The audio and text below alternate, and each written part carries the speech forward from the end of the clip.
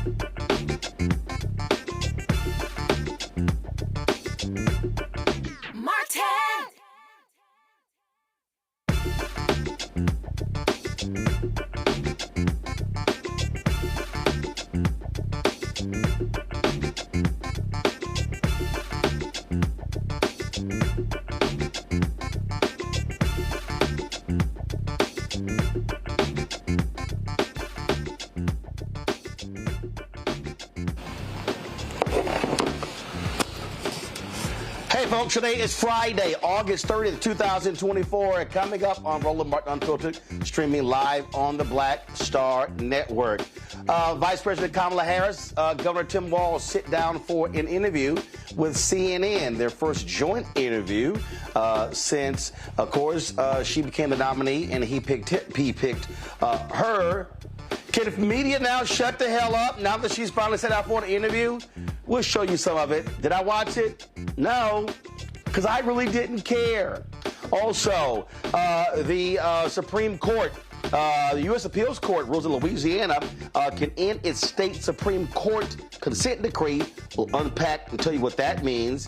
A veterans group is blasting Donald Trump for his shameless behavior at Arlington National Cemetery. What did we show you their new ad? Also, two former black Georgia election workers, those who sued Rudy Giuliani, they won $148 million. They said, Rudy, it's time to pay up. And the white Florida deputy who killed a black Air Force veteran, well, he's now out of jail. We'll tell you all about that. Folks, it's time to bring the funk. I'm Roland Martin Unfiltered on the Black Star Network. Let's go. He's got it. Whatever the biz, he's on it. Whatever it is, he's got the scoop, the fact, the fine. And when it breaks, he's right on time and it's rolling. Best believe he's knowing. Putting it down from sports to news to politics. With entertainment just for kicks, he's rolling. It's on go, roll, y'all. It's Roland Martin, yeah. Rolling with Roland now. He's funk, he's fresh, he's real, the best, you know he's Roland Martin now.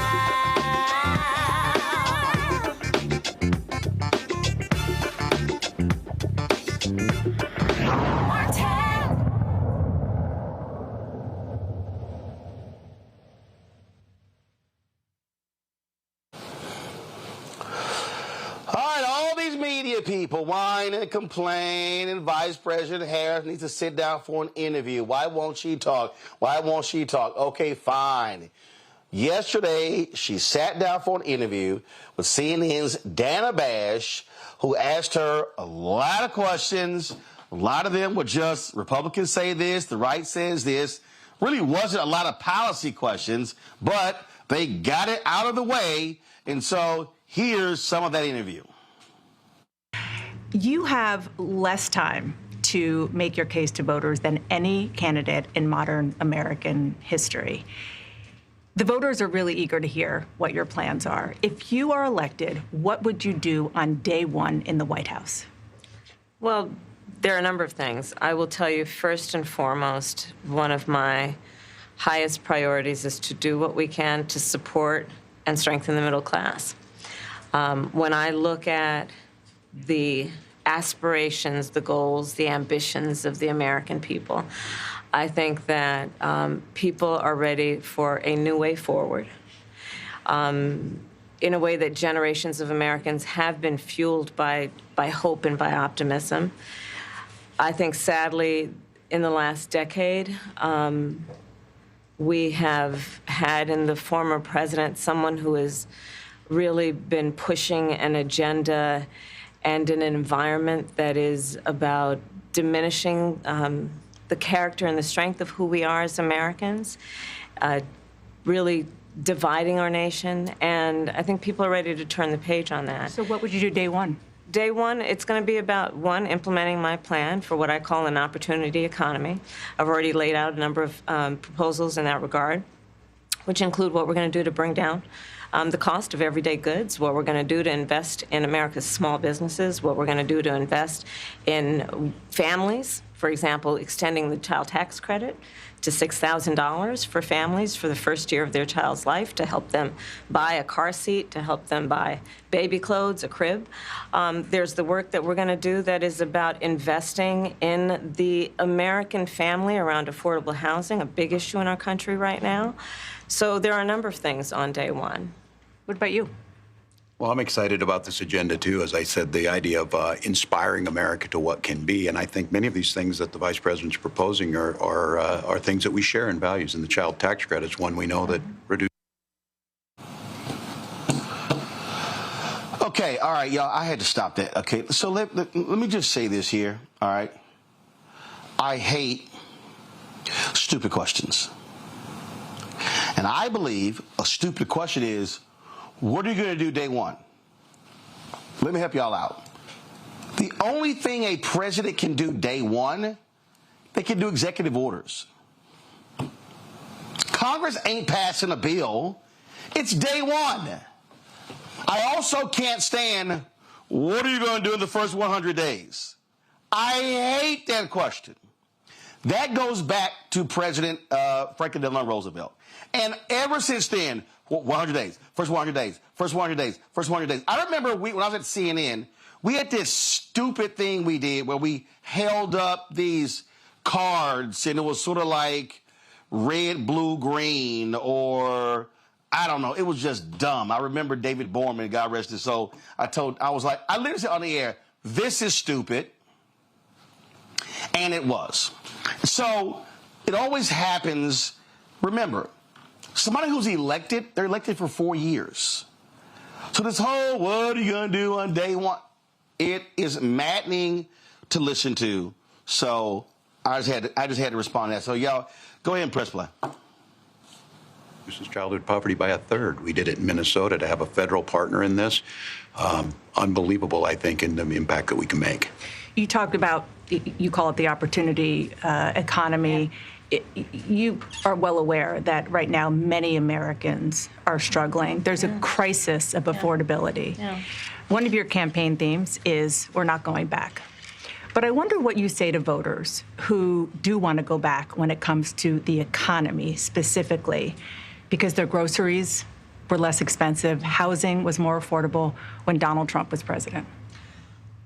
Well, let's start with the fact that when Joe Biden and I came in office, during the height of a pandemic, we saw over 10 million jobs were lost. People, I mean, literally, we were all tracking the numbers. Hundreds of people a day were dying because of COVID. The economy had crashed. In large part, all of that because of mismanagement by Donald Trump of that crisis.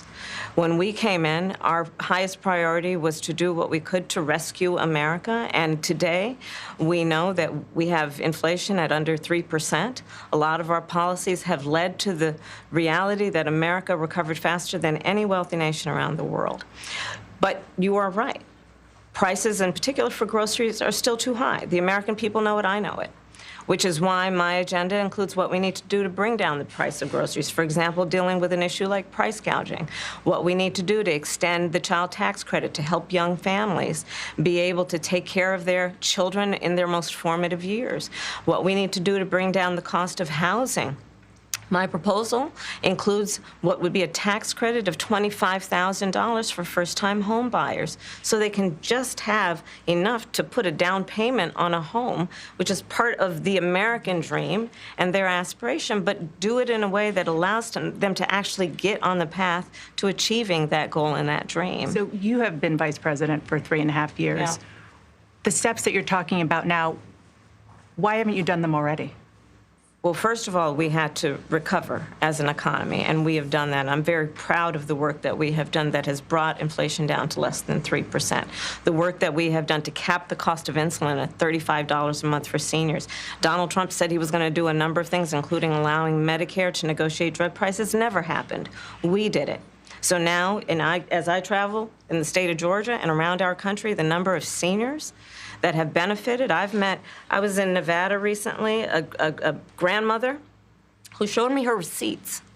And before we capped the cost of insulin for seniors at $35 a month, she was paying hundreds of dollars, up to thousands of dollars a month for her insulin. She's not doing that anymore. You maintain Bidenomics is a success. I maintain that when we do the work of bringing down prescription medication for the American people, including capping the cost of the annual cost of prescription medication for seniors at $2,000, when we do what we did in the first year of being in office to extend the child tax credit so that we cut child poverty in America by over 50%, when we do what we have done to invest in the American people and bringing manufacturing back to the United States so that we created over 800,000 new manufacturing jobs, bringing business back to America.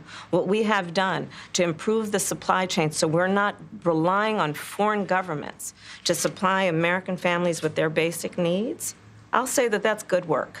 There's more to do, but that's good work. I want to get some clarity on where you stand on some key policy issues. Energy is a big one. When you were in Congress, you supported the Green New Deal. And in 2019, you said, quote, "There is no question I'm in favor of banning fracking." Fracking, as you know, is a pretty big issue, particularly in your must-win state of Pennsylvania. Sure. Do you still want to ban fracking? No, and I made that clear on the debate stage in 2020, that I would not ban fracking. As vice president, I did not ban fracking. As president, I will not ban fracking. In 2019, I believe, at a town hall, you said you were asked, would you commit to implementing a federal ban on fracking on your first day in office? And you said, there's no question I'm in favor of banning fracking. So yes. So it changed in that campaign? In 2020, I made very clear where I stand. We are in 2024, and I've not changed that position, nor will I going forward. I kept my word, and I will keep my word.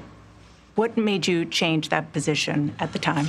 Well, let's be clear. My values have not changed. I believe it is very important that we take seriously what we must do to guard against what is a clear crisis in terms of the climate. And to do that, we can do what we have accomplished thus far. The Inflation Reduction Act, what we have done to invest, by my calculation, over probably $1 trillion over the next 10 years, investing in a clean energy economy. What we've already done, creating over 300,000 new clean energy jobs.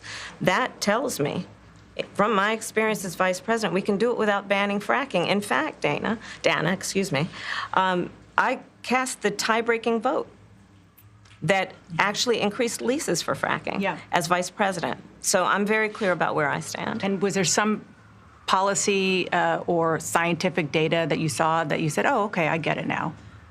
What I have seen is that we can grow and we can increase a thriving clean energy economy without banning fracking. Okay. All right, y'all. So, okay, enough of that. So there was a question in there where she literally asked her about Trump's attack on her blackness. Right? Anyway, let's deal with this, y'all, panel. Michael Imhotep hosts African History Network show coming to us out of Detroit. Michael, glad to have you here. Kelly Bethea, communication strategist, joining us out of D.C. Folks, go to my iPad here. Zelina Maxwell actually posted this tweet. She said, I took notes to keep track of the questions in the Kamala interview. Only 4 questions weren't a GOP attack or talking point in the form of a question. How does this type of interview help voters understand her policies at all? Damn good question, Kelly. It's a great question, and unfortunately, we don't have an answer for it. And as soon as I found out that Dana Bash was going to be conducting this interview, my heart sank, right? Because I was just so disappointed. And it was reflective of what we saw with the debate between Biden and Trump and how she moderated that debate. If you want to call it moderating, if anything, it was just, pushing propaganda. And it is disheartening to see somebody who has a storied history of good, solid journalism denigrating herself like this just for viewership purposes only. This was a bad interview, not because of the interviewee, but because of the interviewer. You have an obligation to get at the hard-hitting questions that Americans actually want to know. Americans don't know about the first 100 days. Americans don't know about the process for the first day of the presidency. You need actual policy questions. And frankly, it looked like Harris and Walz were ready for those questions. If I were a body language expert or anything along those lines, just looking at their posture, looking at how they were looking at Bash, they were annoyed. And I would be too. Michael. Yeah, Roland, you know, I watched the interview twice, and Harris and Walz did an excellent job of handling themselves, answering the questions. They were not deep, insightful questions. I thought they may be more hard-hitting questions than what Dana Bash asked. Yeah, a lot of the questions dealt with attacks from Republicans, things of this nature. But, you know, what you would do on day one, yeah, I agree. That really is a dumb question because the cabinet, her cabinet will be approved by the Senate. OK, she has to nominate her cabinet. It has to be approved by the Senate.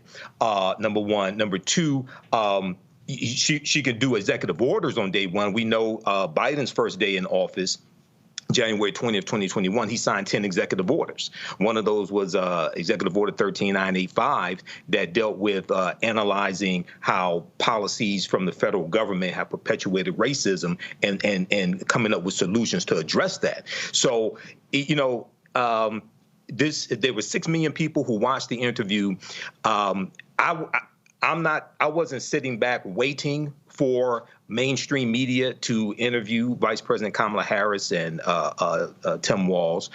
She speaks to thousands of people on a weekly basis at campaign rallies. She's been putting out policy platforms that are going to change people's lives. What this was about, you have mainstream media who really want to capitalize on an interview, dissect every word that she says. You have mediocre white men for the Wall Street Journal, Washington Post, things like this, writing op-eds, criticizing her for not doing interviews, things of this nature. So it's done.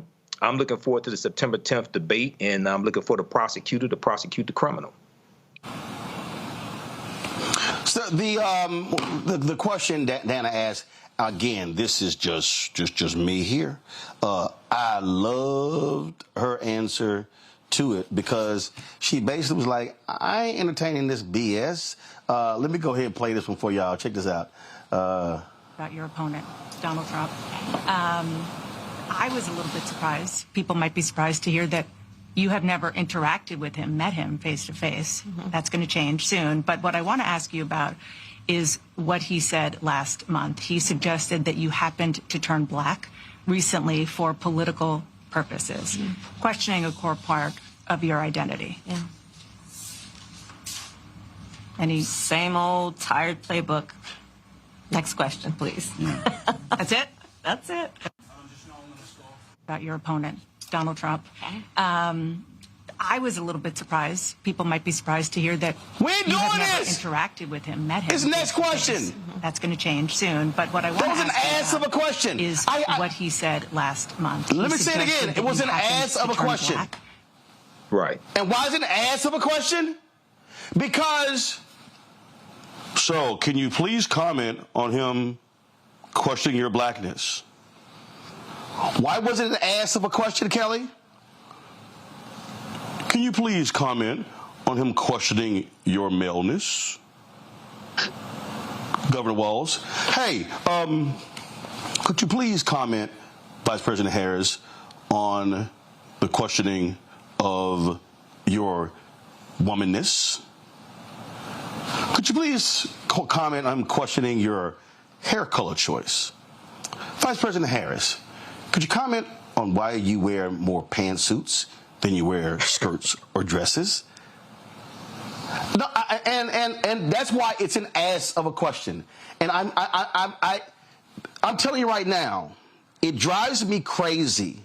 It absolutely drives me crazy when you could ask, because y'all let me know, because I didn't watch it. And it's nothing personal against Dana, but I don't watch CNN. But maybe y'all can help me out. Maybe y'all can help me out. Did Tyree Nichols and criminal justice reform come up during that interview? No. Okay. Okay. All right. So let me ask. So the George Floyd Justice Act didn't come up in that interview, huh? No. Did the Supreme Court ruling regarding affirmative action come up in that interview? No.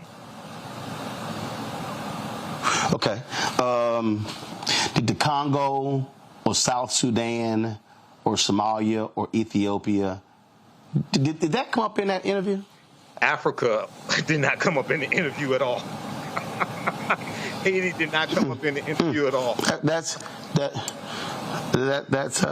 interesting. I mean, was there even a question about saying, "Hey, Madam Vice President, your father is Jamaican. How do you see Jamaican-American relationships with you as president?"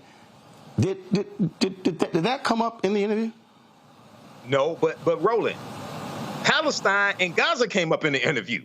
I mean, Palestine and Israel came up in the interview. Well, of course it did. Of course it did. Of course it did. Didn't. Hold on. Of course not. I'm just curious. Did, let's say, America be a nation, majority of people of color by 2043? How do you see advancing the economic interests of African Americans, other minorities? Did that come up in the interview? There were no it did not, and these were not hard-hitting questions. Wait, right? No. But follow me here. See, I'm not. Here's why I even don't get up. I don't even get caught up in the hard-hitting questions, because I believe that you can ask important questions that are policy-oriented, that are not specific, that other folk wouldn't call hard-hitting. See, part of this media charade, and I'm going to go to you, Kelly, then go to Michael. Part of this media charade, Kelly, is she needs to be asked the tough questions. She needs to be asked the difficult questions. No, she actually needs to be asked questions that are actually happening out there every single day in the world, such as, Madam Vice President, can I ask you a question? You had gotten a lot of criticism with regards to your call to dealing with price gouging. A Kroger executive admitted on the stand that they jacked up prices. Last year, Madam Vice President, there was that was an actual case where egg manufacturers admitted to collusion when it comes to pricing. That was an actual verdict. In fact, I'm just going to show y'all this here. Egg prices, y'all. Egg prices rose. Let me close this ad. Egg prices rose 60% in 2022 because a collusive scheme by suppliers.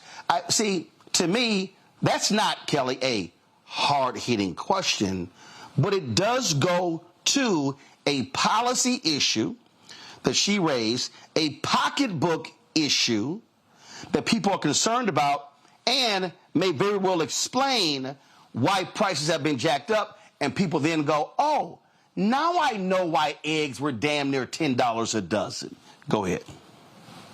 I think what you're talking about might be precisely why it took so long for Harris Walz' team and camp to agree to an interview of any kind, because the points that you're making, they've been saying on the campaign trail for weeks. The points that you're making have low-key been addressed to reporters in I don't know what the formal word is, but that time when she comes off the plane and you see the reporters talking to them, she addresses that there. But something tells me that she knew that once it was a national interview, that all of that would go out the window, and they would frankly debase themselves to the most of the simplistic questions being, like you said, what's your hair color? Why the tan suit? Why not skirts? Why not dresses? I mean, I was, the way that interview went, I was surprised that Dano didn't go so far as to say, you have a lovely figure. Why don't you just show it off? Because that was the tenor of the interview the entire time. There was no indication through that hour that something substantive was going to come out of it. For all we care, again, we could have heard this on the campaign trail. We have been hearing this on the campaign trail. They could have put out a press release and done this in less time and with less effort. Like I said, it was disappointing. How about this? Harris. Right. How about this? Madam President, there are 140 million poor and working people in America. 73 million of these people are women. 68% of these people are African American. 66 million are white. And these poor and working class people make up 30 to 40% of the electorate, and many of them sit out elections.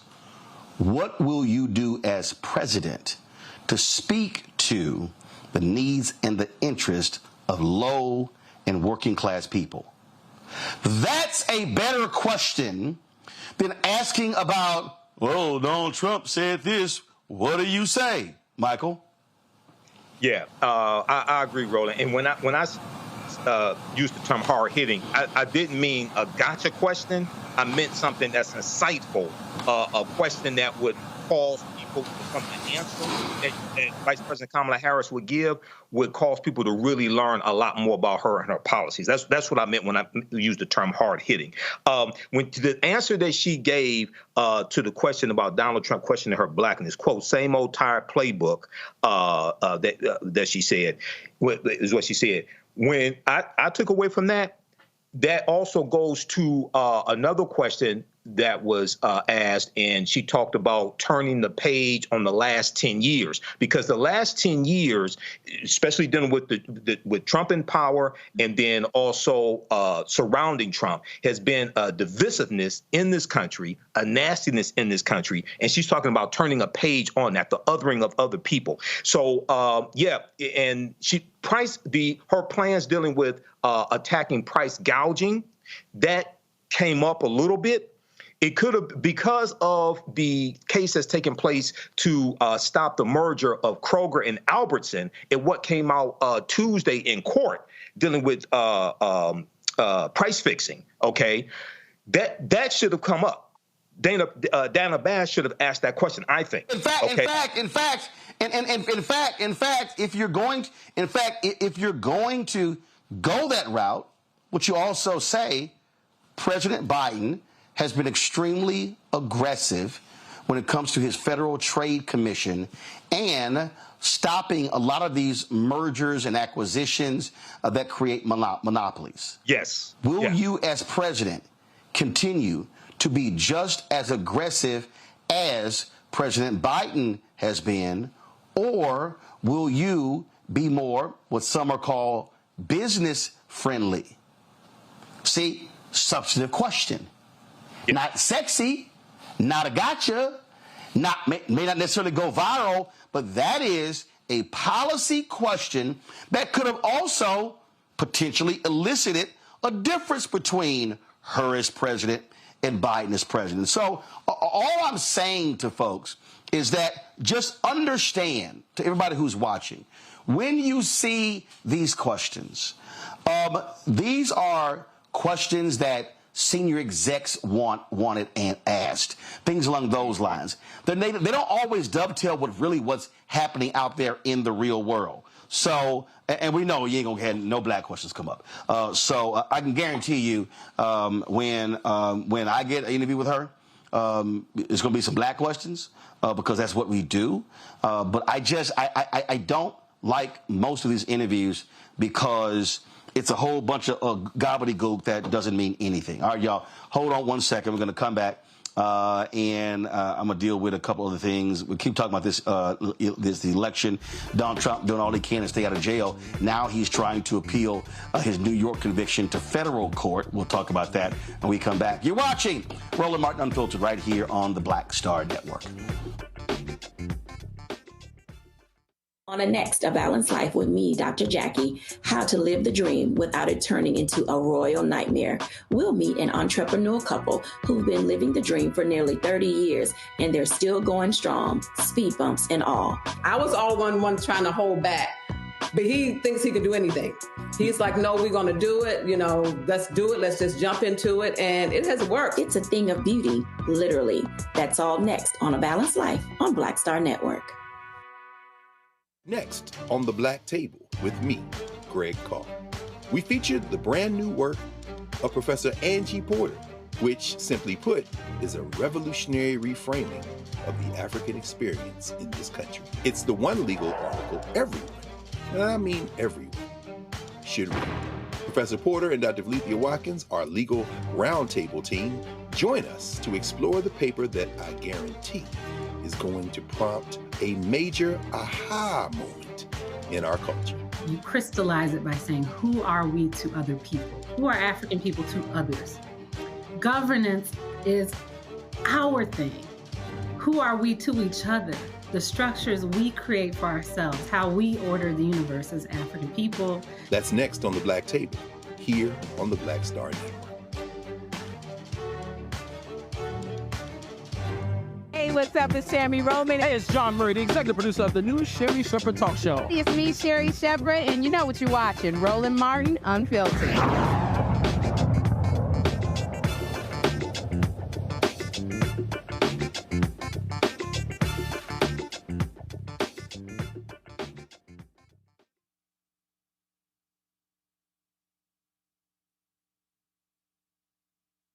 Donald Trump, speaking of being an ass, made an ass of himself at Arlington National Cemetery earlier this week after they bum rushed a staffer there, then later called her mentally unstable. They've been criticized by a lot of veterans. The U.S. Army had to come out with a strong statement of rebuke of Trump's staffers. Well, the folks at Vote Vets, they were not happy at all by any of this.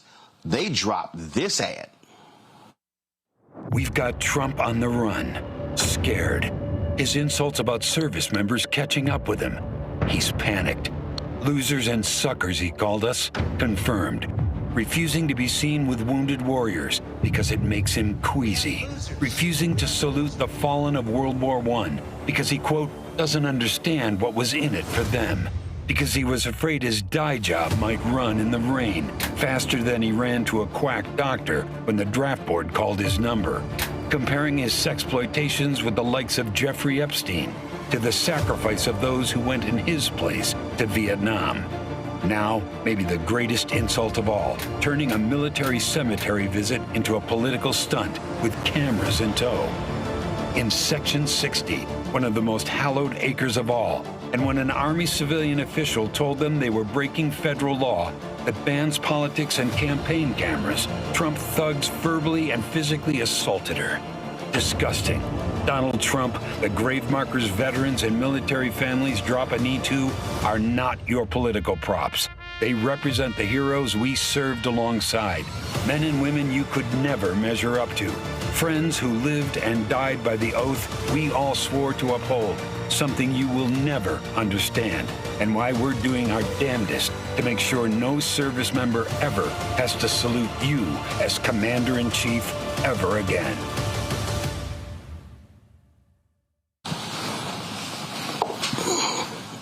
Yo, that is an ad right there. Major General retired Paul Eaton also talked to Vote Vets, and man, he did not hold back when it came to Donald Trump. Y'all check this out.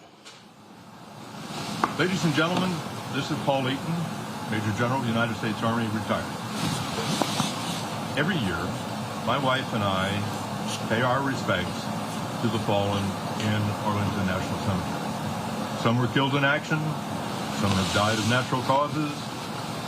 It's a very emotive time for us. My father, Colonel Norman Eaton, and his co-pilot, Lieutenant Colonel Paul Getchell, commingled remains are in Section 60. The remains of Lieutenant Ken Ballard, dear son of a close friend, Karen Meredith, are in Section 60. We have stood next to people crying, paying their respects to their sons, daughters, fathers. It's a very emotive event. To see a former president mugging for the camera should never, ever be Commander-in-Chief again for the Armed Forces of the United States. Ever. Disgusting performance by former President Donald Trump. Thank you. Strong words there, Michael.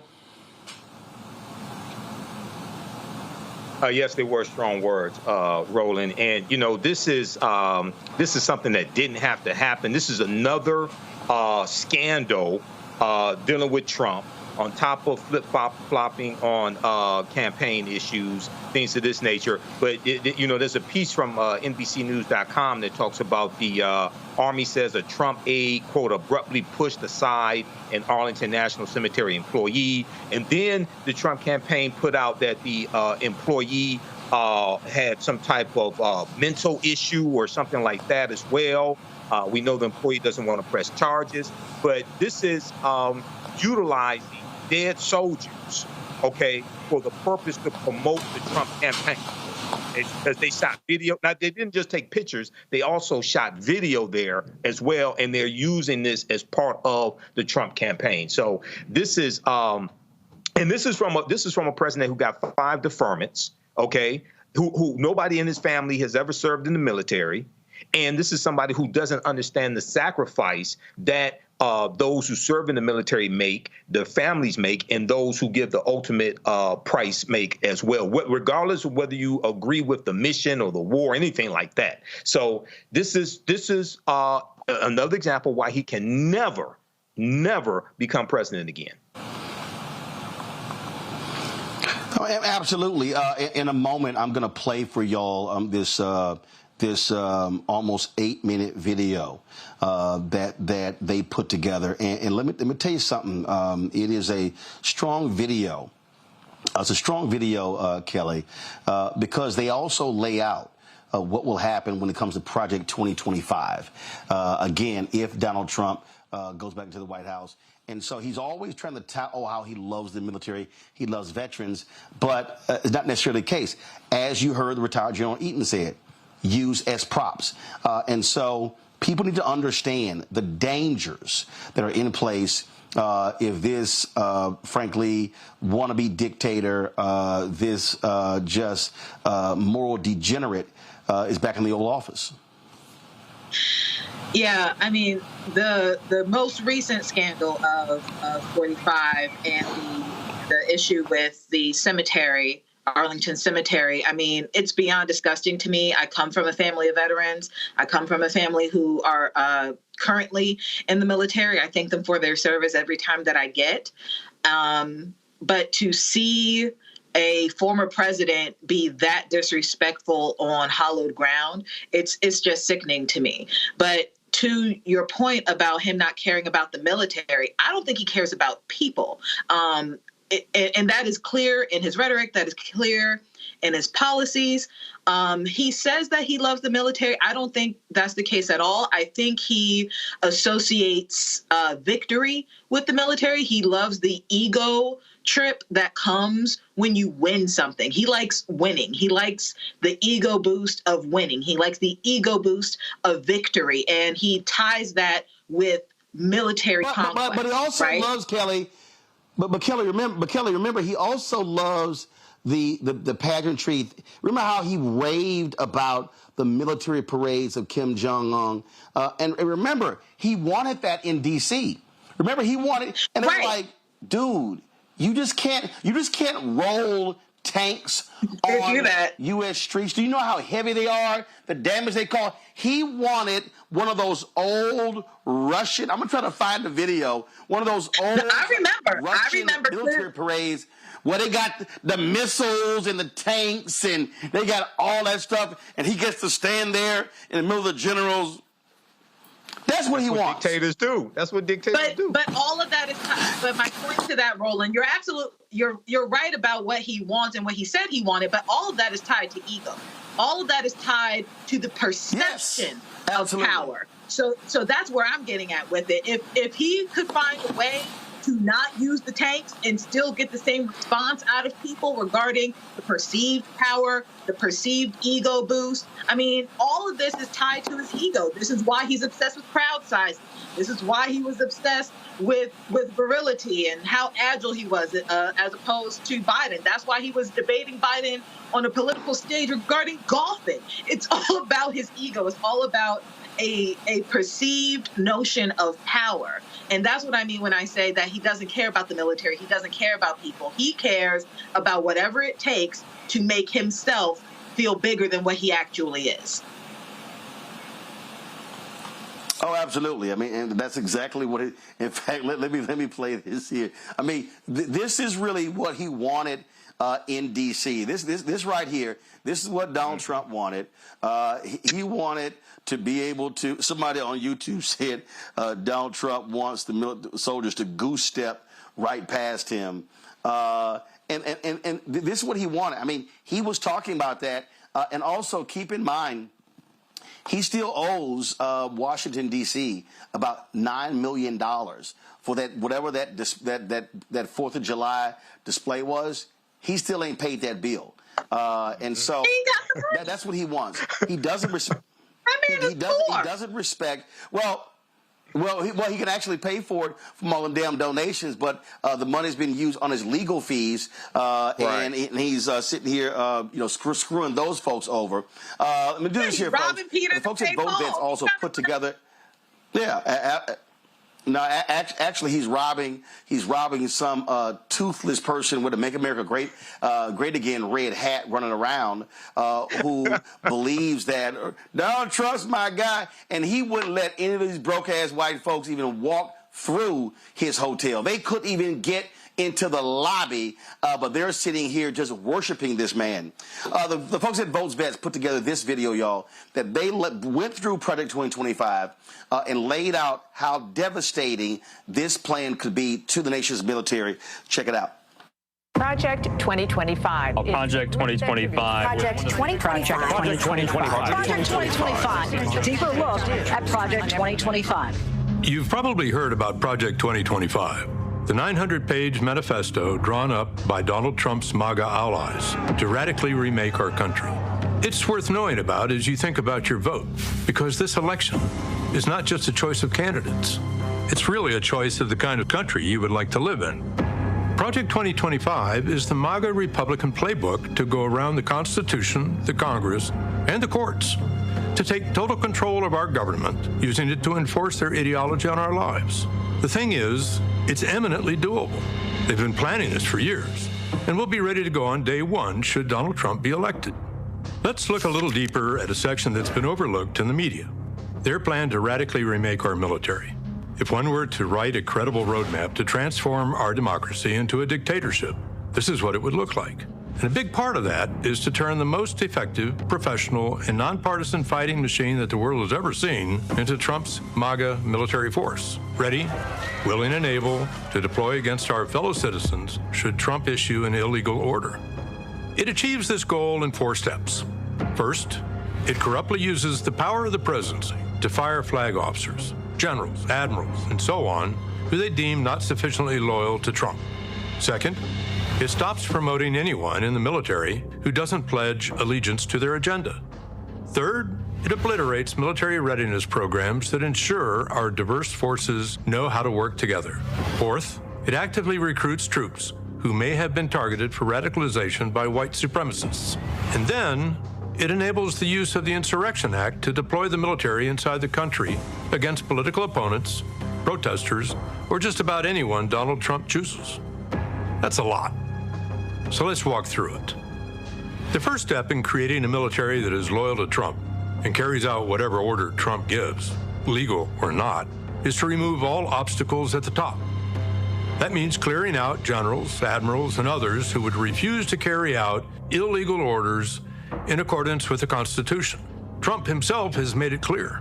I would fire them. You can't have woke military. Project 2025 calls troops who follow the Constitution Marxist and says they are Barack Obama's General Officer Corps. Well, I served in uniform for over 30 years, following my father's footsteps, and my family still serves today.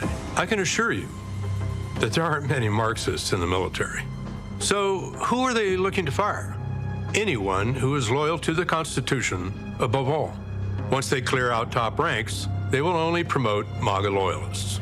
They falsely claim that promotions under previous administrations were illegitimate and that the antidote is to freeze promotions, even if people are in line and qualified, unless they are MAGA loyalists. That clears way for Trump to move his hand-picked people into key military leadership positions in acting roles, sidestepping any Senate confirmation vote. And who might he choose? We're talking about people like disgraced retired Lieutenant General Michael Flynn, who pled guilty to lying to the FBI in a Russian influence case, but was pardoned by Trump. General Flynn, he's some general, he's some man. He took abuse like nobody could have handled, and he came out bigger, better, stronger than ever before. We love him. He's a leader, and you just stay wealthy and healthy and well and everything. I want you to have great lives in general. You just have to stay healthy because we're bringing you back. We're going to bring you back. We're talking about retired Brigadier General Don Bolduc, a 2020 election denier who called for abolishing the FBI. Project 2025 then radically changes the culture of service. The report spills a lot of ink falsely arguing that the military spends most of its time on social engineering, Marxist indoctrination, critical race theory, and diversity, equity, and inclusion. It bashes transgender service members and kicks them out of the military. Anyone who has worn the country's uniform knows there is no Marxist indoctrination or social engineering going on.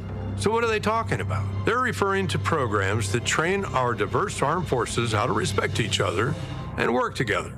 This is key to unit cohesion and readiness. It's really a matter of life and death on the battlefield. They would abolish this training in order to remake a diverse fighting force into a political, homogenous MAGA military. Finally, Project 2025 curiously stresses the need to reward 8,400 troops who were discharged for refusing orders to be vaccinated against COVID during the pandemic. It rewards them with back pay and full restoration of rank to lure them back. Wonder why? Well, far-right conspiracy groups and white nationalists have spent years targeting people who are anti-vaccine to recruit and radicalize. They buried them in anti-government propaganda and MAGA conspiracy theories. These are not people you want to hand a military weapon to and hope for the best. So, how might President Trump use this MAGA military? Well, we don't have to guess. Think back to when he ordered his staff to deploy the military to shoot protesters demanding justice for George Floyd's murder. Just shoot them in the legs, he ordered. Unfortunately, the chairman of the Joint Chiefs and his Secretary of Defense rightfully told him no. What specifically was he suggesting that the U.S. military should do to these protesters? He says, can't you just shoot them? Just shoot them in the legs or something. And he's suggesting that that's what we should do, that we should bring in the troops and shoot the protesters. Donald Trump learned that when people are loyal to the rule of law and the U.S. Constitution, they can stop him. He won't make that mistake again. Project 2025's own architect has warned us that violence may be used against anyone who gets in their way. We are going to win. We're in the process of taking this country back. We are in the process of the Second American Revolution, which will remain bloodless if the left allows it to be.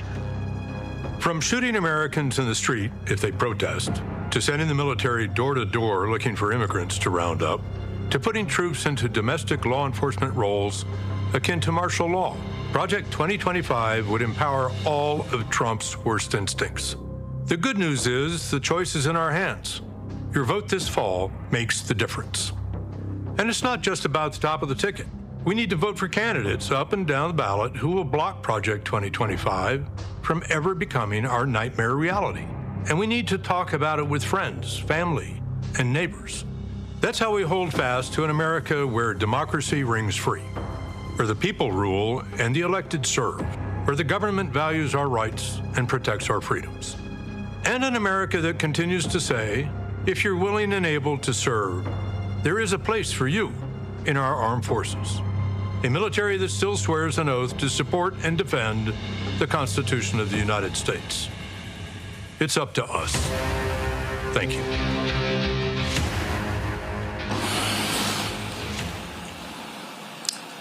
See, I love the fact that you have veterans who are sick and tired of Republicans cloaking themselves in the flag and calling them out on their BS. And I think that's why videos like this, Michael and Kelly, are crucial, because what they do is they allow folks, you can't try to question their service. You can't try to question their commitment, even though we know these folks try to do that. We see that with Governor Tim Walz. They're trying with Governor Wes Moore.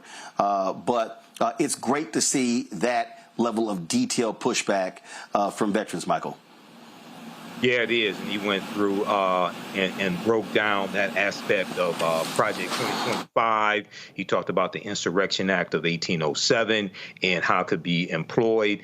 I'm glad you showed the video of Mark Esper talking about Donald Trump wanting to shoot George Floyd protesters, okay, as well. So this gives more insight. I know it's 922 pages, and a lot of people said, and in some speeches, Vice President Kamala Harris jokingly says, can you believe they wrote this down?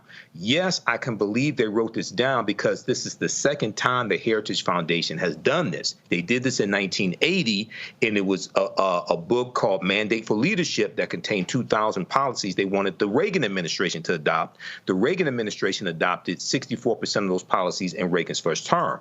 So, and it's good that you have older white men who are breaking this down, who have military experience also, okay? And when he talked about Project 2025 attacking diversity, equity, and inclusion when it comes to the military. September 2020, Donald Trump signed an executive order banning the use of critical race theory when it came to training for federal employees. And that is what really sparked the attack on critical race theory. That was 6 months before Christopher Rufo did his series of tweets redefining what critical race theory was. See, that was March 2021. So this is excellent right here. We need to utilize this. We need to circulate this. And here's the thing here, Kelly. This is a video where the leader of Project 2025 makes clear that without Donald Trump, this doesn't exist. Watch this, and I want to get your comment. When I suspect this project wouldn't exist if we didn't have the Trump administration, where you had a new maverick candidate who didn't have the machinery of the party necessarily like lining up and everybody from previous administrations helping out. And so you had this situation where it became clear that something like this is very necessary.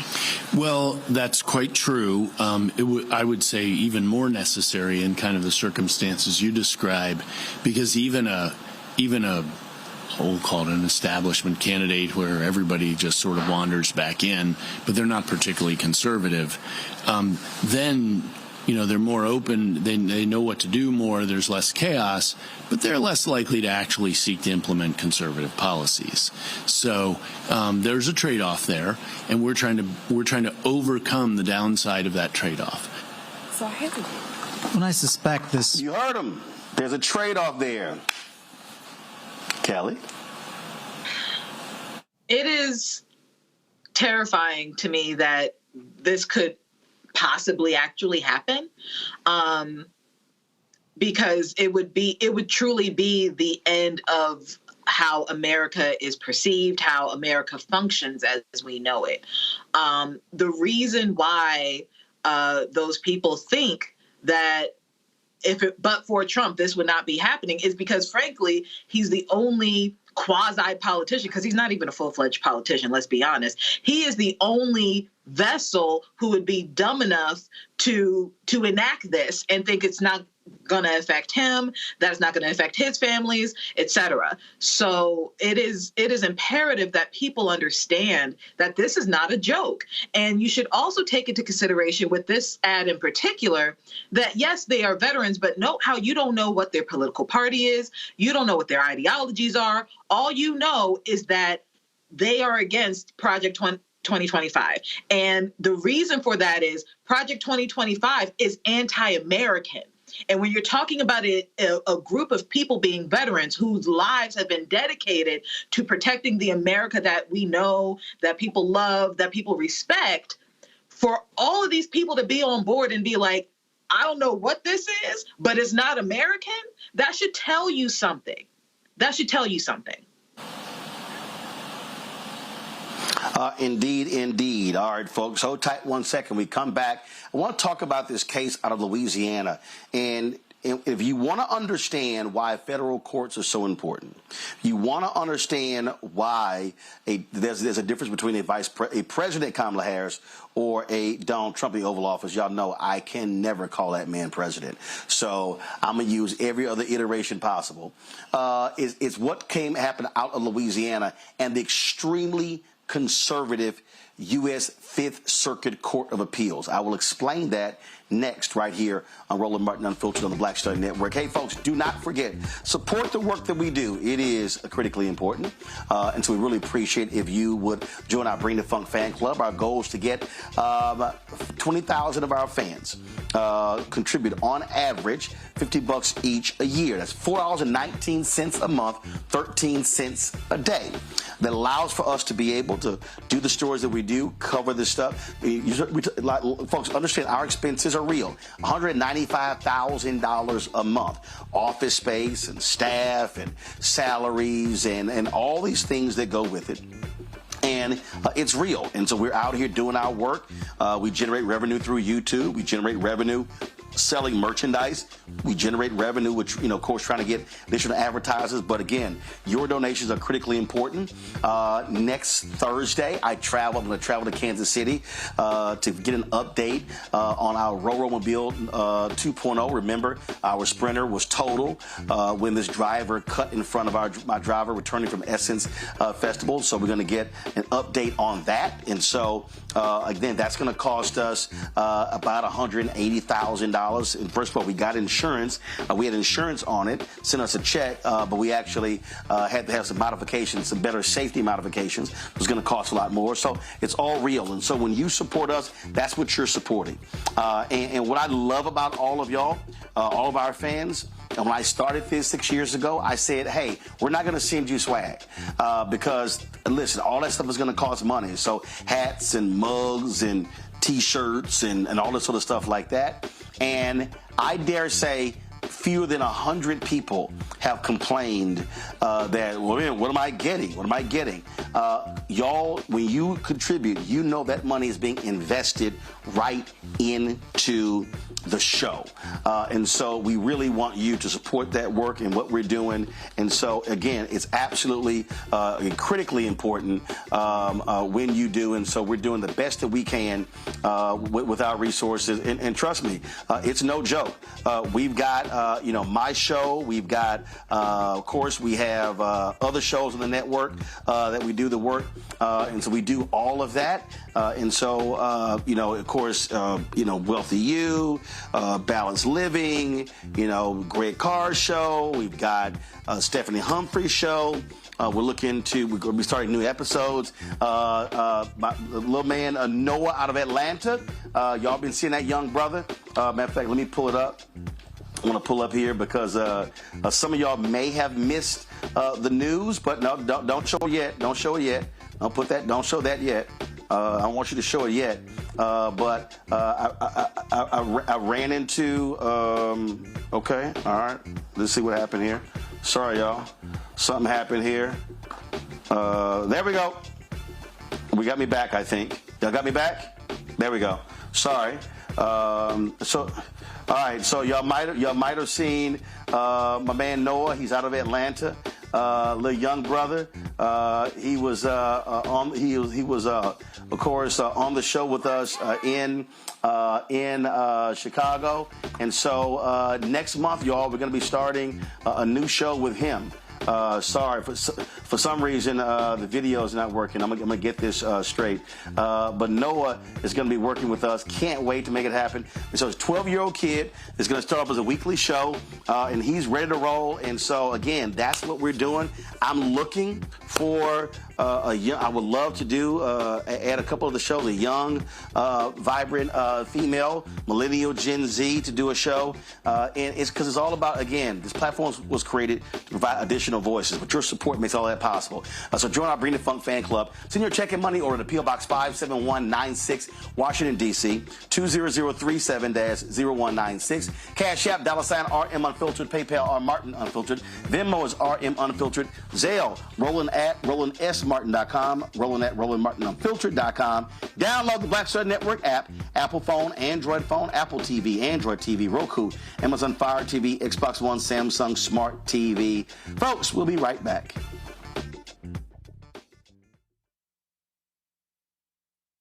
Hatred on the streets, a horrific scene, a white nationalist rally that descended into deadly violence. White people are losing their damn minds. As an angry pro-Trump mob storms the U.S. Capitol, we've seen shooting. We're about to see the rise of what I call white minority resistance. We have seen white folks in this country who simply cannot tolerate black folks voting. I think what we're seeing is the inevitable result of violent denial. This is part of American history. Every time that people of color have made progress, whether real or symbolic, there has been what Carol Anderson at Emory University calls white rage as a backlash. This is the rise of the Proud Boys and the Boogaloo Boys. America, there's going to be more of this. Here's all the Proud Boys, guys. This country is getting increasingly racist in its behaviors and its attitudes because of the fear of white people. The fear that they're taking our jobs, they're taking our resources, they're taking our women. This is white fear.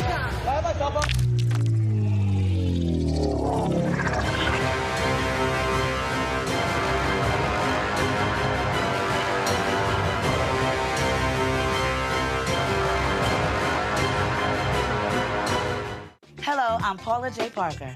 Truly proud on the Proud Family. I am Tommy Davidson. I play Oscar on Proud Family, Louder and Proud. Hi, I'm Jo Marie Payton, voice of Sugar Mama on Disney's Louder and Prouder, Disney Plus. And I'm with Roland Martin on Unfiltered.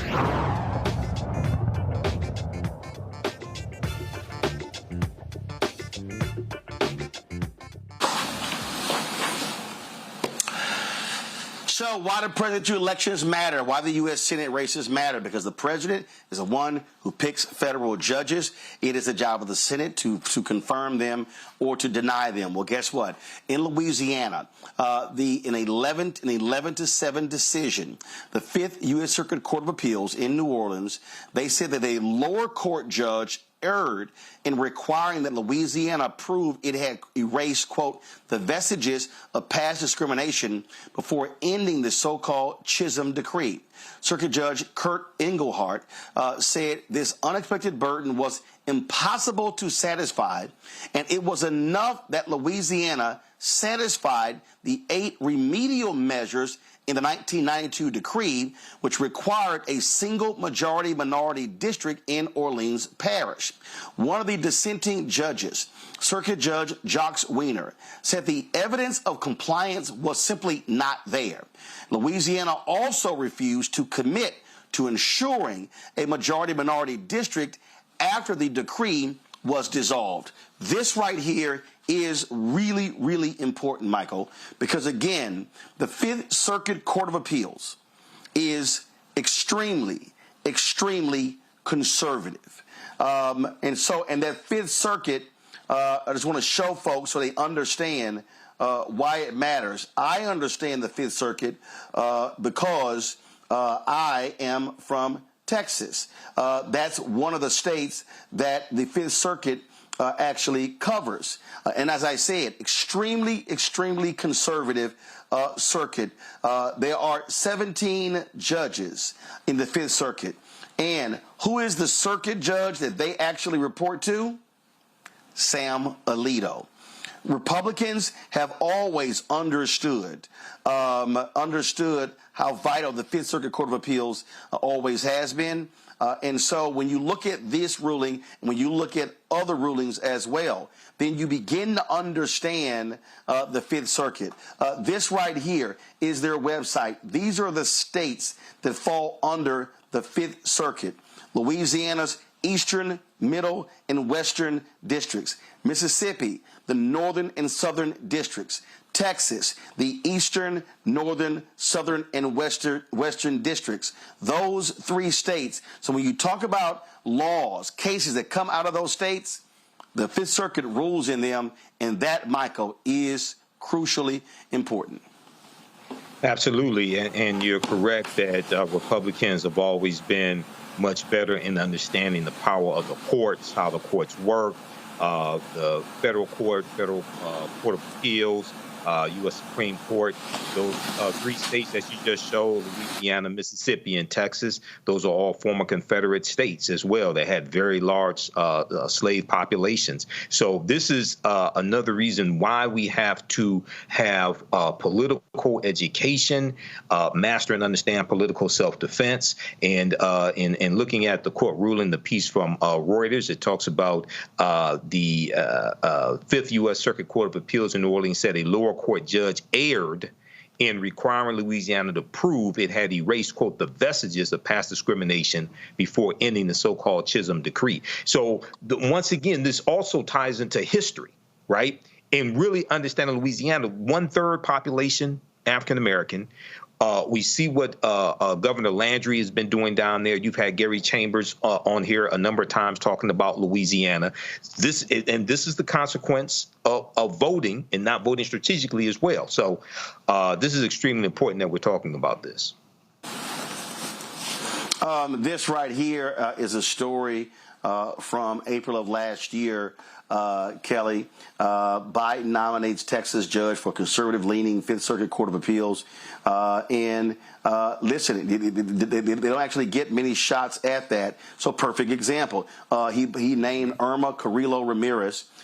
She would be the first Hispanic woman and the only active Hispanic judge on the court. And so understand in terms of what's going on there. You see right here. There are 12 of, so there are 16 active judges, Kelly, the Fifth Circuit Court of Appeals. 12 of the Fifth Circuit's 16 active judges were appointed by Republican presidents. 12. That means just of the 17, 5 appointed by a Democratic president. And that's what's so scary about this, right? And you've been talking about this till your head turns blue, Roland, every time we address the issue of appointing judges. This is why elections matter. This is why your vote matters, because it's more than just having a talking head in the White House representing us across the globe. No, a huge part of being president is appointing judges that will affect you long after that president is in office. And you see that now. Like, how long have those judges been there in the Fifth Circuit?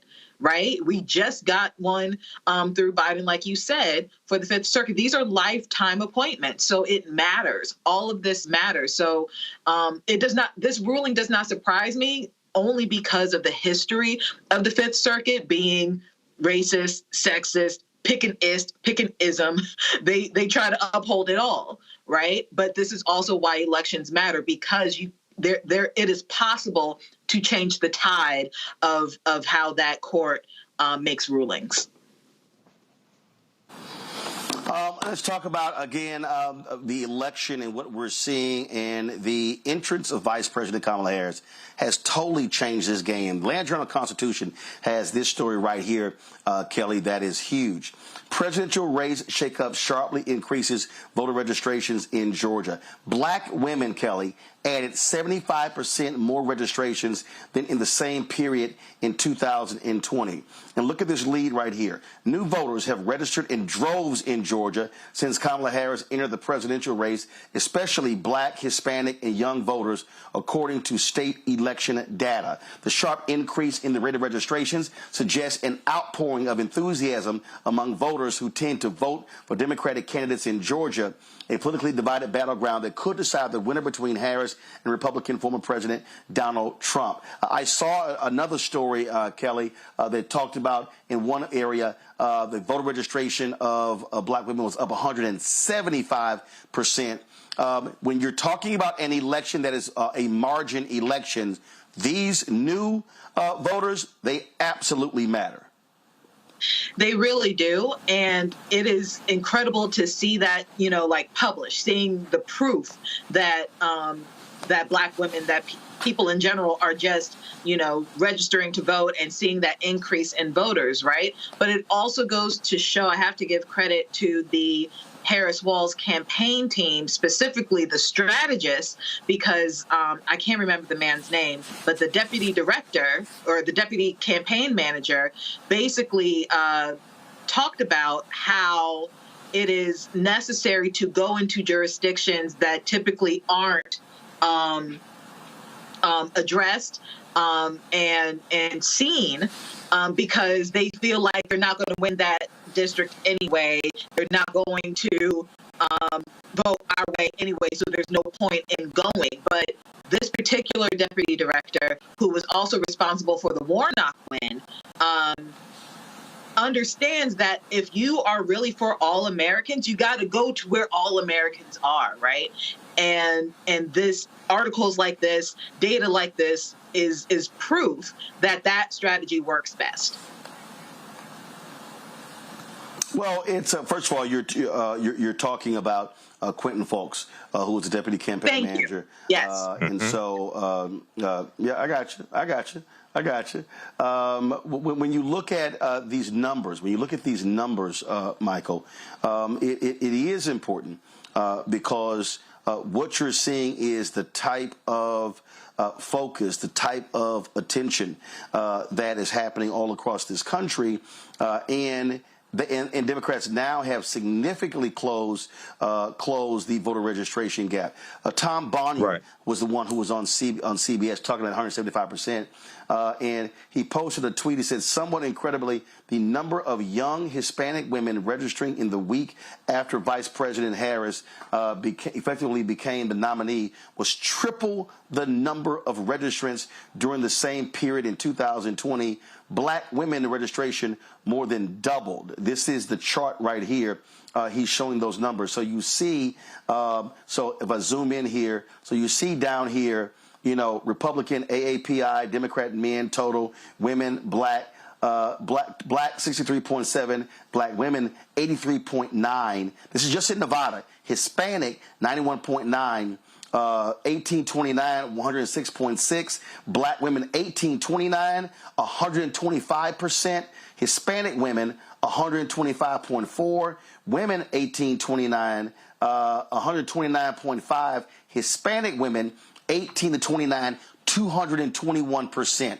What that says right here, Michael, is that Vice President Kamala Harris, she's going to be kicking off this reproductive rights tour in Florida. She is speaking the language that is attracting them.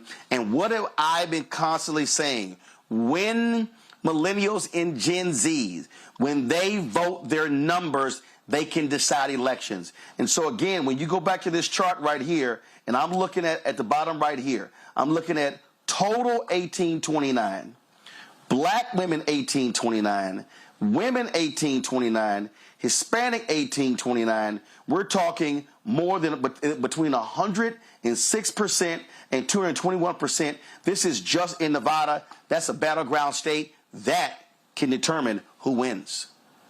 Absolutely. And this is dealing with more than just enthusiasm. This is dealing with Vice President Kamala Harris speaking directly to issues that are impacting Gen Z, millennials. We can talk about Generation X as well. When you talk about housing, you talk about building 3 million new homes. When you talk about her rolling out her economic plan on Friday, August 16th. This is why I was not calling for her to have a sit-down interview with the media.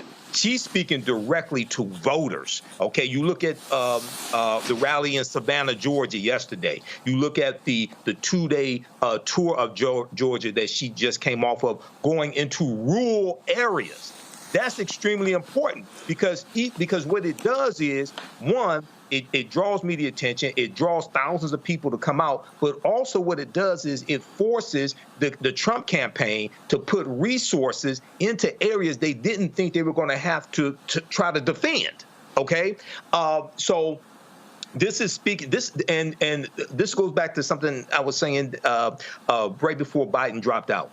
The Congressional Black Caucus have been calling on President Joe Biden for months to shift the focus from talking about saving the democracy and abortion to also talking about kitchen table issues, fighting inflation, things of this nature, okay? This is exactly what Vice President Kamala Harris is doing. This is why it's resonating so much. Yes, saving the democracy and women's reproductive rights are extremely important, but also affordable housing is extremely important, fighting price gouging as well. All of this is important. So we're seeing the result.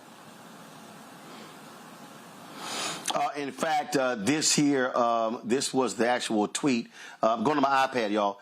This was the tweet that Tom actually posted right here, where he said the Harris effect in the 13 states that have updated voter files since July 21st, we're seeing incredible surges in voter registration relative to the same period in 2024, driven by women, voters of color, and young voters. So this is overall. Before I showed you Nevada, and you see this. So this is, you see over here at the far right, where he got that 175%. But you see Hispanic women, 1829, 149%. Black women, 98.4. Black, 85.8. And you see it going down there. And so the bottom line here is that when you look at this election, this is going to be an election on the margins. And I hope people are paying lots more attention to these numbers. But we got to remember, no matter where you are, you have got to be pushing folks if they must register. And again, get them to understand that, hey, if they even are on the fence, fine, still register, because once the deadline is passed, that's it. And so beginning on Tuesday, we're off on Monday for Labor Day, but beginning on Tuesday, we are going to be showing you and providing for you the registration deadlines in every single state. We're going to be posting it on social as well, because we need people to understand what's happening. And understand, early voting begins in some places in less than 20 days. And so we got to understand that we are in the prime of the election season, and we all must be ready to get this thing going. Let me go to a break. I'll be right back right here, Roland Martin Unfiltered on the Black Star Network. Support the work that we do. Join Bring the Funk Fan Club. Send your check and money order. P.O. Box 57196, Washington, D.C., 20037-0196. Cash App, $RM Unfiltered. PayPal, R Martin Unfiltered. Venmo is RM Unfiltered. Zelle, Roland at RolandSMartin.com. Roland at RolandMartinUnfiltered.com. Y'all know y'all ain't getting this information anywhere else. Nowhere else. There's nobody else in black-owned media that's breaking down the stuff that we do every single day, 5 days a week, 2 hours a day on this show, plus our other shows. And so y'all see what we're doing to make this thing happen. And so please join our Bring the Funk Fan Club. Everybody who's already given during the show and who will give between the next 30 minutes, I'm going to personally shout you out right here on the show, okay? So, again, Cash App, $RM Unfiltered. PayPal, R Martin Unfiltered. Venmo is RM Unfiltered. Zelle, Roland at RolandSMartin.com. Roland at RolandMartinUnfiltered.com. Back in a moment. Now streaming on the Black Star Network. I still have my NFL contract in my house. I have it in a case. It's 4 of them, for my 4-year contract. I got a $600,000 signing bonus. My base salary for that first year was $150,000. Matter of fact, $150,000. $150,000. That's what I made. $150,000. Now think about it. My signing bonus was a forgivable loan, supposedly. When I got traded to the Colts, they made me pay back my signing bonus to them. I had to give them their $600,000 back. Wow. Yeah, I was so pissed. Because, man, I try to be a man of my word. I'm like, you, I'll give you your money back. You know, even though I know I earned that money, right. I gave them money back. I gave them $600,000 back. But yet, I was this malcontent. I was a bad guy. I'm about the money. It wasn't about the money. It was about doing right. Because I looked at, because you look at contract. Look at John Elway. John Elway was making $1 million, $800,000. I was making $150,000. I mean, I was doing everything. And I'm like, but yet I got so many letters, so I just play for free and all that kind of stuff. I mean, you don't forget that kind of stuff. Right. That stuff is hurtful.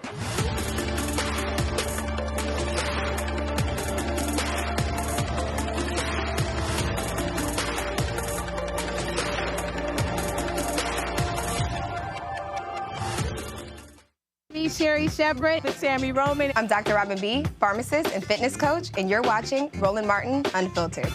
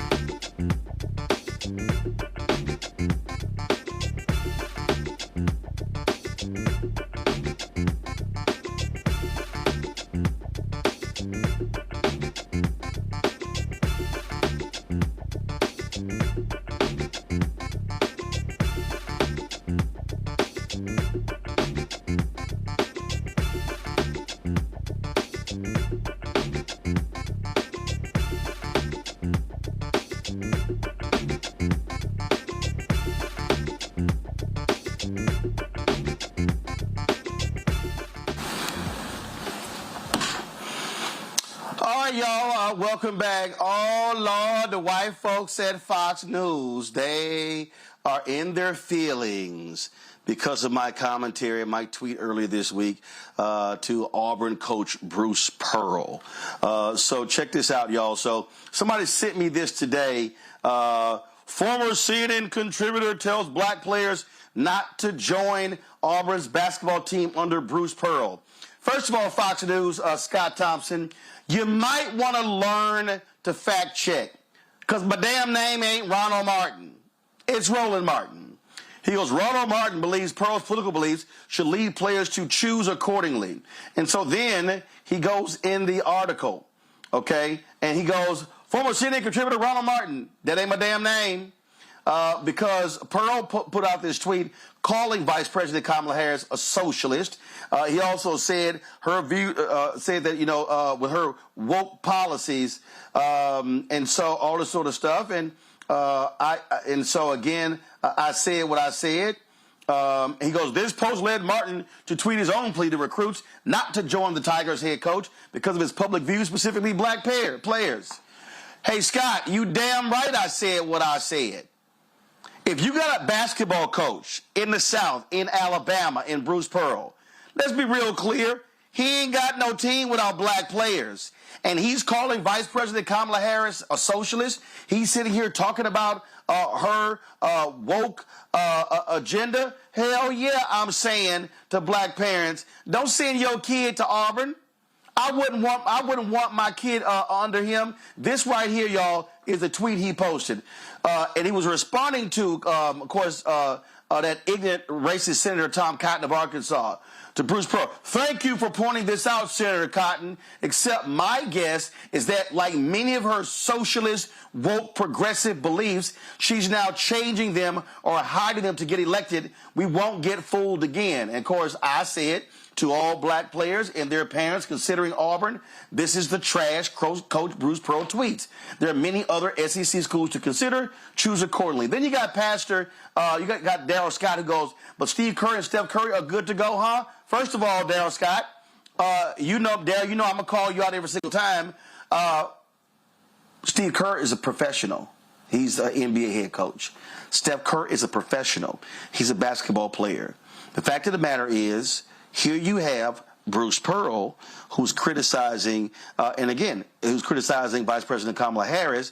And so he is going into the homes of black people. He's going into the homes of black parents, recruiting their sons, saying, oh, I'll take care of your son. I'll be like a second father to them. All sort of stuff like that. I'll make sure they graduate. So, yeah, Pastor Daryl Scott, it's a big-ass difference between the two.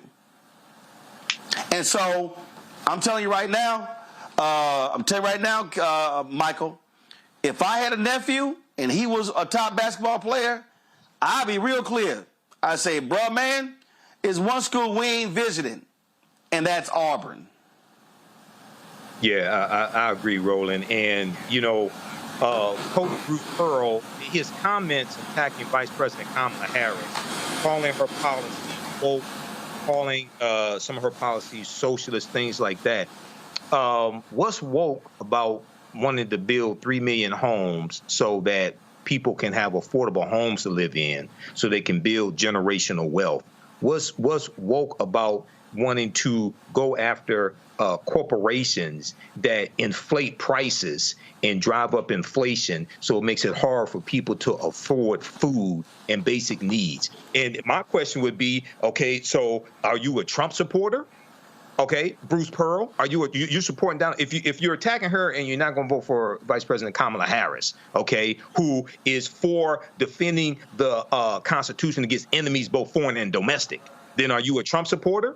And no way in hell I would send my black son to go play on a team led by a coach who's a Trump supporter, because you're supporting an insurrectionist, you're supporting someone who was found liable of sexually abusing women, you're supporting a convicted felon who committed fraud. So yeah, and I know, there's a saying, we all look alike, but damn, Fox News, all the money you have, I know you lost $787 million in that lawsuit. Because of the lies that you told dealing with the 2020 election. But it's Roland Martin. Get the name straight. Put some respect on his name. Kelly, what you have is, and this is really the case, I think, a lot more in college.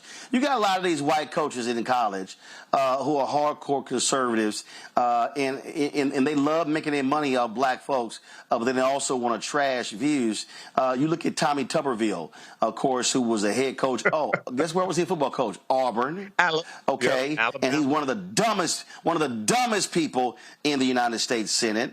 And you have this, and so I don't give a damn what Scott Thompson, y'all, his Twitter handle is Scotty T Sports. I'm about to send his ass a tweet saying, learn how to spell my damn name. Plus, you can't be that bright when you are linking to my tweet in the article, and my tweet actually got my name spelled, and you still writing Ronald. So he calls himself a Jersey kid. Well, you might want to revisit your education, Scotty. Go ahead, Kelly.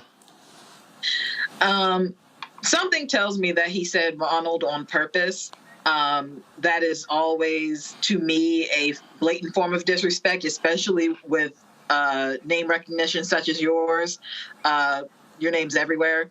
It's very easy to find your name, very easy to see how to spell your name. So to see that is a byline that actually got published, I think that's just a level of disrespect that they purposely put out there. So that aside, the notion of, deterring black parents away from Auburn, I think it has less to do with just political stuff, and it's a safety issue at this point, right? Because we have gotten to the point in our politics where if you align yourself with 45, if you align yourself with the MAGA movement, that is a threat to your life by way of being black. Right. And we see that. We saw that in Charlottesville. We saw that with the insurrection. We see that in little microcosms across the country, these examples of MAGA supporters who are not just racist, but aggressively so, to the point where your life could potentially be in danger by a result of their conduct. I don't have any children, but I wouldn't want my child susceptible to that. Certainly not from a coach who I am entrusting my child's care with, right? This is a safety issue above politics. Oh, absolutely. Again, I'm saying exactly what's important. That is, if you want to step your behind out here and talk about this stuff, well, guess what? We're going to respond as well. And so I say to black parents, if you got a top basketball player, it's a lot of other schools you can pick. And he did an interview, Bruce Pearl did, talking about, Auburn is a leaning conservative school. It's a place where we have respect and love God. Guess what?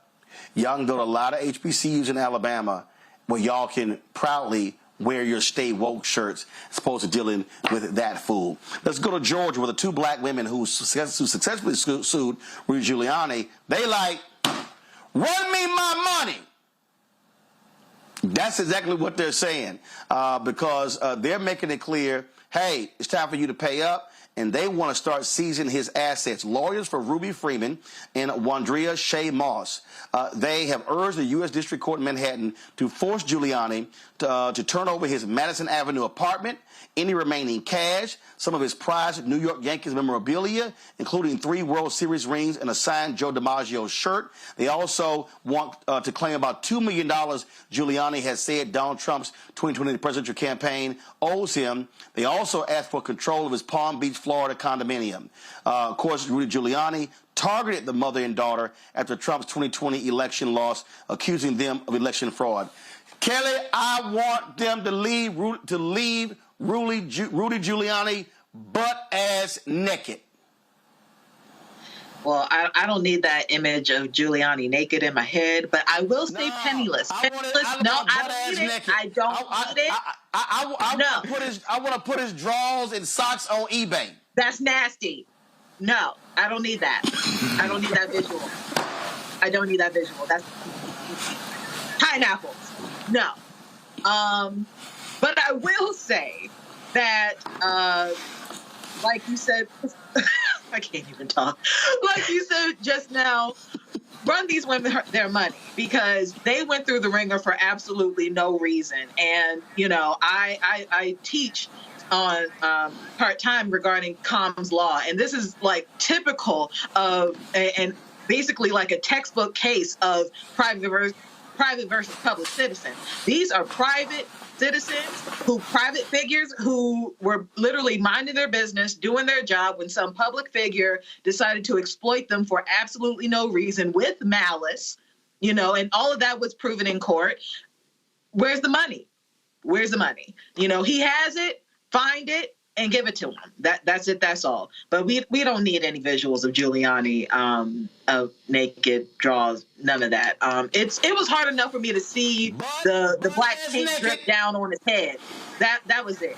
That's my limit. That's butt ass naked. Let me tell you something. Listen, Michael. Every time he posts a video, every time he posts where he's gonna be somewhere, they need to have somebody right there. And if he's signing stuff, they should just walk over and be like, we got it. We got it. Just snatch money out of his hands. They should be standing right there saying, no, take that. I'm telling you, snatch everything. Sell everything. I don't give a damn. He can go live with his ex-wife. He can go, well, I think he got 3 or 4 ex-wives. And didn't he marry his cousin? Did Rudy Giuliani marry his cousin? But he has so make him go back and live with her. Well, you know, Roland, he should. Well, first of all, Rudy Giuliani did a skit some years ago with Donald Trump where Rudy Giuliani was in drag. So Rudy Giuliani could have a new career as a drag queen. Okay, he had on makeup, he had on a wig,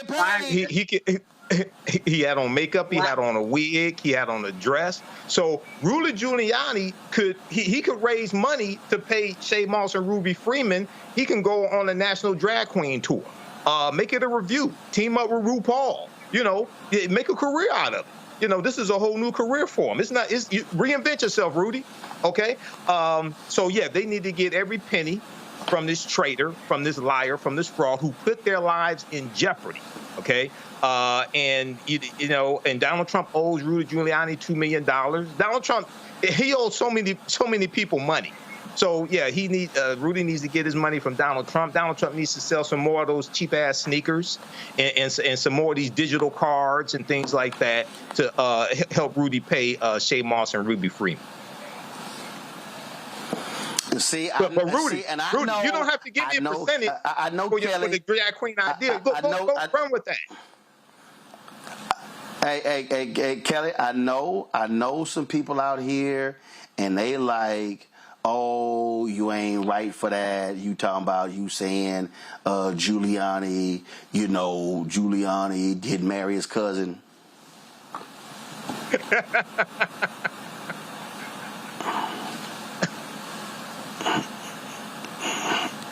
Third cousin, yeah. Right here in 1968. No, it wasn't third. It was second. Okay. In 1968, second Giuliani wed his second cousin, Regina Peruggi, who was the daughter of his father's first cousin. Think of your son, daughter marrying your cousin's daughter's son. Now, Giuliani at different points labeled the family connection as second cousins once removed and third cousins before he was corrected. In a 1993 memo for his mayoral campaign, a Giuliani strategist noted the weirdness factor of the marriage, according to a copy posted on the Smoking Gun website. I'm just saying. Yep. You married your second cousin. Like J.D. Vance, they're weird. I'm just saying. I'm just saying. Party of family values. I'm just saying. So, I'm just saying. I'm just saying. Just saying. So,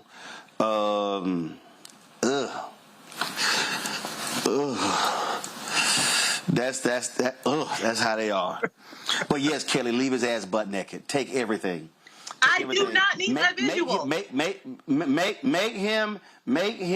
Make him go beg Trump to stay at one of them rooms in Mar-a-Lago. That's what you do. Take everything. I don't care. Take everything. I don't care. All right, I'm going to a quick break. I'll be right back here. What? What you got to say, Kelly? No.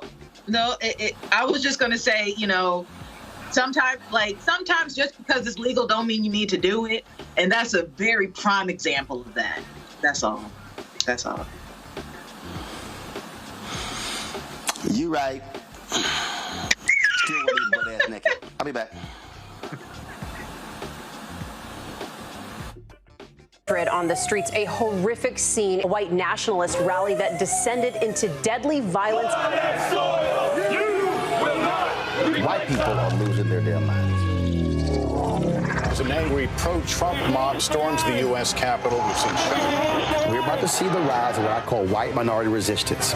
We have seen white folks in this country who simply cannot tolerate black folks voting. I think what we're seeing is the inevitable result of violent denial. This is part of American history. Every time that people of color have made progress, whether real or symbolic, there has been what Carol Anderson at Emory University calls white rage as a backlash. This is the rise of the Proud Boys and the Boogaloo Boys. America, there's going to be more of this. Here's all the Proud Boys, guys. This country is getting increasingly racist in its behaviors and its attitudes because of the fear of white people. The fear that they're taking our jobs, they're taking our resources, they're taking our women. This is white fear.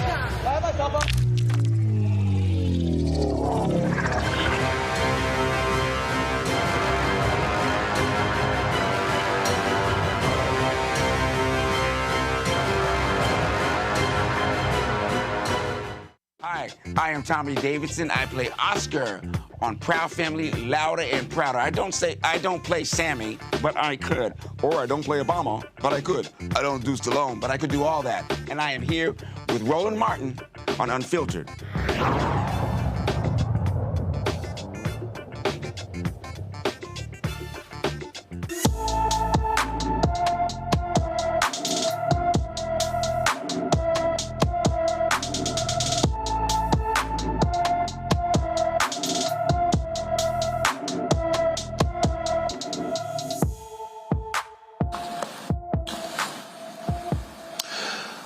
Police in Joliet, Illinois are looking for siblings Mia and Ruben Bonilla, who have been missing since April 19th. 17-year-old Ruben is 5 feet 8 inches tall, weighs 140 pounds with black hair and brown eyes. His 13-year-old sister Mia is 5 feet 4 inches tall, weighs 130 pounds with black hair and brown eyes. Anyone with information on Mia and Ruben Bonilla should call the Joliet, Illinois Police Department at 815-726-2491, 815-726-2491. Again, 815-726-2491. A circuit judge has granted a former Florida deputy $100,000 bond for pretrial release on Thursday in connection with the shooting death of U.S. Air Force senior airman Roger Fordson.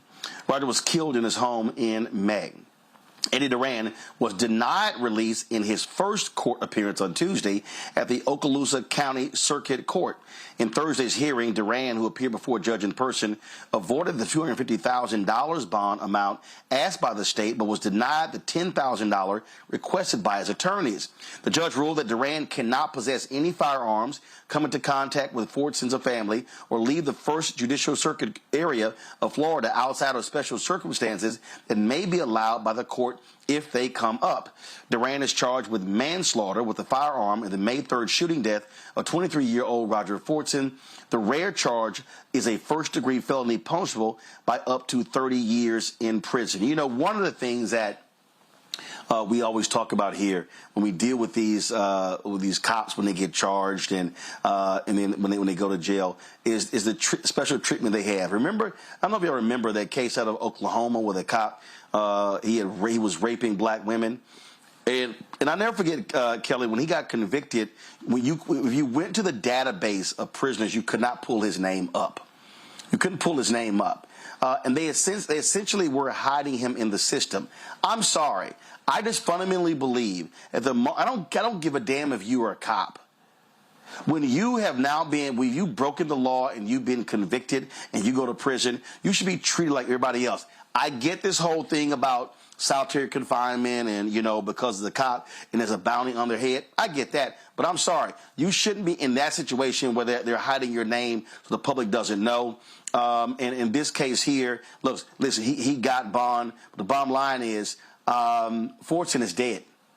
And all Fortson did was in Florida, an open carry state where they love guns, and answered his door with his gun because he didn't know who the hell was banging on his door. And so I really, really hope and can't wait when this cop is convicted of his heinous actions. I mean, it is disgusting across the board.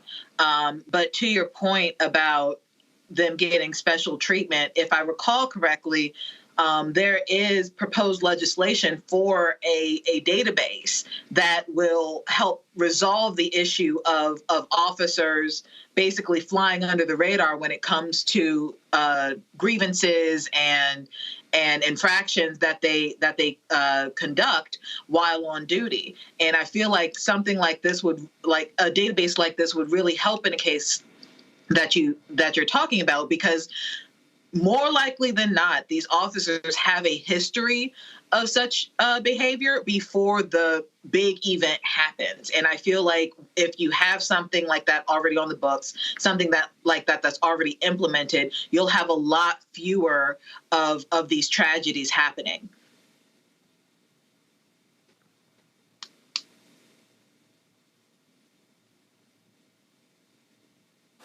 Michael? Yeah, Roland. I remember that case of the officer who was raping the black women, and I remember you covering that and talking about how you couldn't find him in the prisoner database. Hopefully justice will prevail here, and it's important to note that Roger Fortson, U.S. Airman Roger Fortson, when he came to the door, he did have a legally owned gun, but it was pointing down to the floor. He never pointed it at the police officers. And we've talked about this here on this show because there's going to have to be training. If they don't get training on this, there's going to have to be training on how to engage someone who is in their home and a legal gun owner, because you're in a state that's a open carry state. And not only that, Florida was the first state to have the stand your ground law. That's where stand your ground started, in Florida. So he didn't pose a threat to the officers. He didn't point the gun at officers. He in his home, legal gun owner holding his gun, pointed at the ground, at the floor. So hopefully justice will prevail here. Indeed, and well, we hope so, but we know how a lot of these things go. All right, folks, final point here. This weekend Monday is Labor Day, and we talked to a number of labor leaders, of course, at the Democratic National Convention. And you know, look, most people, when they look at this as a holiday weekend, they don't even think about what it's all about. But the reality is, when you look at a number of the issues we have, 40-day work week, things along those lines, 40-hour work week, labor fought for those things to happen. So, Kelly, I would really hope that folk, as they think about this weekend, think about Monday and talk about Labor Day weekend, they remember who made all this possible and think about the fights that we have in the country going on right now when it comes to fair wages and equity and health care, things along those lines for everyday workers, especially at a time when you have these CEOs and these making just ridiculous amounts of money and really screwing over everyday workers. Absolutely.